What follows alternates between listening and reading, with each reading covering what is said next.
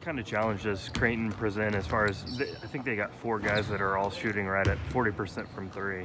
Yeah, well, they're shooting 45 as a team from 3, so they've a unique challenge. And again, that's the pre-conference portion of our schedule has been good, and that it's helped us prepare for a lot of different styles. And Creighton is one that we haven't seen yet. Number one, they're very good in transition, which we've played people that are normal transition, but not extreme like Creighton is. They do a very good job getting the ball out of backcourt and then shooting 3 in transition. Then just shooting 3. They share the ball, they move the ball.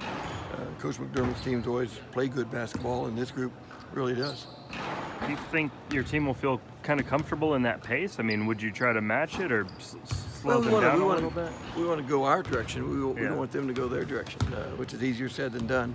But yeah, we still want to push it and see what we can get. But if we can't get anything, then we want to be a little more patient than we have been, probably, not just for Creighton, but just in general. We've been a little careless with the ball. We got to take better care of it. We can't turn the ball over and give away as many possessions as we've been giving away. Tyshawn Alexander for them. He's, a dynamic scorer. Maybe a scorer you haven't really seen. You haven't really seen a, top tier guy who leads his team and that many points. So how do you handle that when you have kind of a focus on one guy you're trying to slow him down? Well, and he's a terrific player, and yet they're a good team because you can't cheat so much on him that you leave other guys open. They all shoot it well. But you have to really work on Alexander because he's a terrific player. But Balik's a really good player. Jefferson on the perimeter. Mintz is a really good player. They bring a couple really good players off the bench, so they're good. They're good. So you just have to work to win your battles and focus on, making them tougher shots than what they normally get. Matt Freeman shot the ball well again on Saturday, and we talked to him last week, and he said last year he was kind of losing his confidence, especially as his minutes declined a little bit, but this year his mindset's totally changed. I mean, what have you sort of seen to lead to that? It's been great. He's shooting the ball very well, and to see his confidence go up, it's kind of interesting.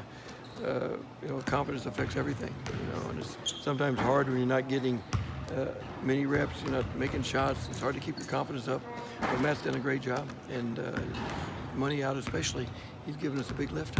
Is he doing things other than just shooting the ball well that makes you feel comfortable playing him? Yeah, he's a very good communicator defensively. He's got a very good awareness of what we want defensively. He's taking good angles. He's working hard and very, very engaged on every possession, which I think all of our guys defensively are doing a terrific job with that part of it. Rashard Odoms, I mean, you guys have he's really prided himself on his defense, and you guys have really liked that from him. What's it like bringing him off the bench when he's fresh and the other team's starters are maybe not? I mean, how big of an advantage has that been? Yeah, I think our depth has been a huge edge in every ball game. We've had a good run in the second half at some point. I think a lot of that's because of the freshness and the depth that the depth gives us. Rowe coming in and energizing everyone, picking them up. Miles was doing that earlier when he was not starting. Now he's doing it even as a starter.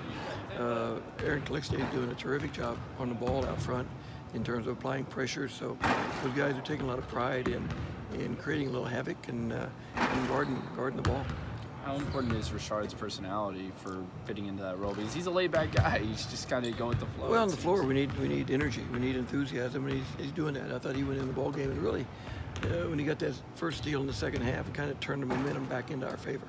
It was kind of sliding. They'd cut that 12-point lead down to 4 or 5, and Rowe came up, caused a couple turnovers back-to-back, and now that really swung the momentum back to us. One last thing on Matt. Was there anything you had to say to him to sort of keep him engaged and, like you said, that confidence? Anything you had to say to keep that confidence up in him? Anytime a guy's not playing quite at the level he wants to or quite with as much confidence, the only solution is to invest more, work harder. Stay after it.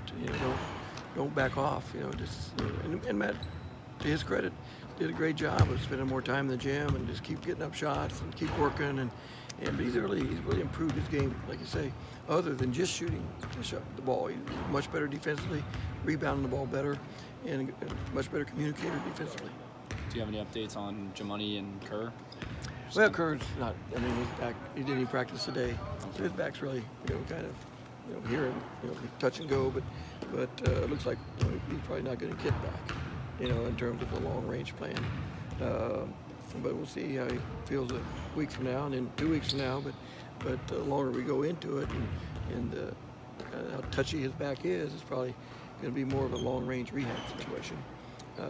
you know, in preparation for next year. But Jamoni's better. Surprised he was able to go on Saturday based on what he did in the walkthrough. But he kind of said it loosened up and practiced pretty much full speed today. So Jamoni will be ready to go. If Kerr's situation doesn't improve, will he be able to still redshirt this year? Yeah. Okay. He could. You know, it'd be because he's back. It'd be but it's not really determined until the end of the year. But that would be the expectation. Do you know if you're going to redshirt Ty?